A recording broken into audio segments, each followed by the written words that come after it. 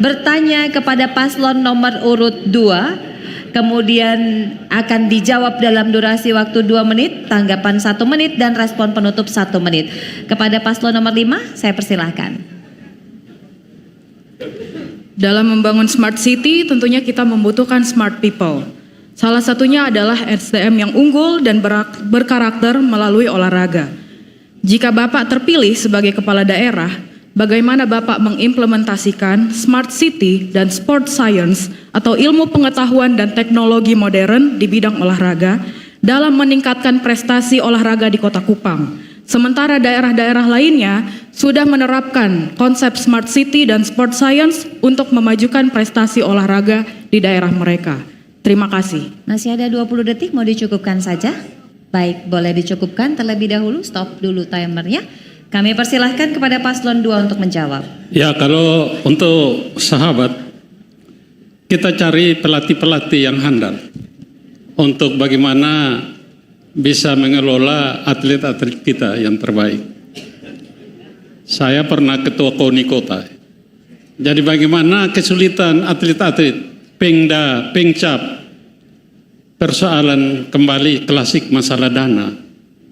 Gimana kita bisa mengelola para olahragawan ini dengan baik? Misalnya sepak bola untuk El Tari Memorial Cup, itu bisa 1 miliar anggaran itu, per kabupaten untuk kirim misalnya di ND. Oleh karena itu khusus untuk smart city ini kita tentunya rekrut orang yang benar-benar profesional di bidang olahraga itu. Jadi ada banyak cabang kan gitu, pengcap kalau di kota, pengda di provinsi. Oleh karena itu ke depan kami melalui KONI Kota kita perhatikan yang terbaik bagi olahragawan. Kalau kemarin pasal yang lain janji untuk bikin sirkuit road race, maka 5 tahun ke depan kita akan wujudkan itu untuk anak-anak muda.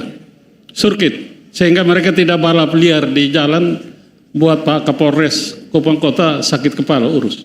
Ya, kita sirkuit itu. Karena kami punya 8 anggota DPR yang mendukung kami di Dewan. Oleh karena itu olahraga ini penting, terutama kaum muda. Jadi kaum muda ini sekarang lapangan kerja terbatas sekali, sehingga kita perlu cari jalan-jalan keluar bagi mereka dengan menyalurkan bakatnya. Saya kira untuk sementara itu dulu. Baik, terima kasih. Silakan direspon jawabannya. Baik. Terima kasih Pak, tapi sport science yang kami maksud itu bukan hanya sekedar tentang pelatih saja, tetapi bagaimana kita menciptakan atlet-atlet unggulan dari Kota Kupang.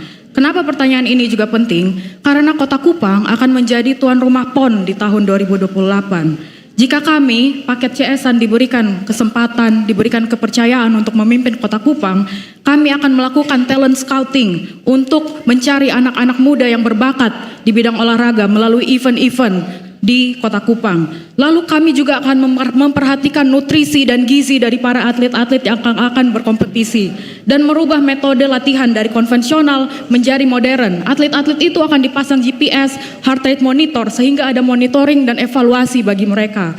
Dan juga akan ada lisensi bagi pelatih-pelatih di Kota Kupang, dan juga akan ada pembangunan sarana dan prasarana untuk mendukung sport science yang akan ada di Kota Kupang di tahun 2028. Terima kasih. Terima kasih. Silakan paslon 2 harap tenang. Oke, paslon 2 untuk bisa harap tenang. Paslon 2 silakan untuk bisa merespon jawaban tersebut. Ya, jadi kami ini melihat bagaimana orang miskin di kota ini untuk mensejahterakan mereka. Uang tidak ada, kok ini prioritas pada olahraga gimana? Itu bukan kita kesampingkan, tapi bukan skala prioritas. Orang punya perut kenyang baru dia bisa lakukan tugas-tugas di pemerintahan dengan baik.